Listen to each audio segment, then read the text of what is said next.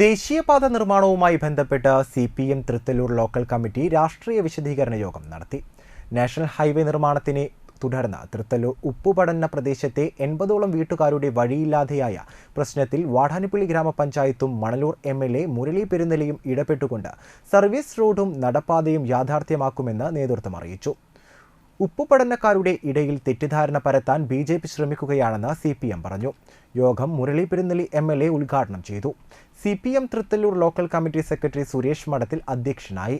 Area secretary MA Haris Babu, KA Vishwambharan, KC Prasad, VA Shajudheen, Shanti Basi, VR Shijith, Girish Mathukattil, Omana Madhusoodanan, A Yusuf, AR Vasu എന്നിവർ സംസാരിച്ചു.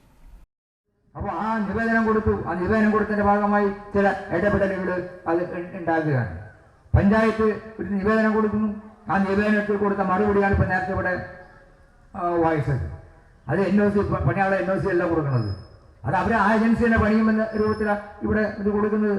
അതുവരെ കാത്തിരിക്കാൻ കഴിയും. അപ്പോൾ ഈ അടുത്ത ദിവസം നിയമസഭയിൽ ചോദ്യം ഇതുമായി ബന്ധപ്പെട്ട് വന്നപ്പോൾ ചോദിക്കുകയുണ്ടായി. അപ്പോൾ പൊതുജനാവകാശ മന്ത്രി തന്നെ പറഞ്ഞ് അത് ന്യായമായ രൂപത്തിൽ അതിന് പരിഹാരം ഉണ്ടാക്കുമെന്ന് തന്നെയാണ് പറഞ്ഞത്. പരിഹാരം ഉണ്ടാക്കില്ല എന്നുള്ളതല്ല.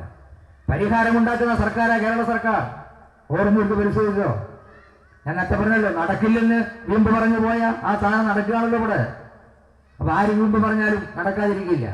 വികസന രംഗത്ത് വമ്പൻ മുന്നേറ്റം കേരളം നടപ്പാക്കിക്കൊണ്ടിരിക്കുകയാണ്.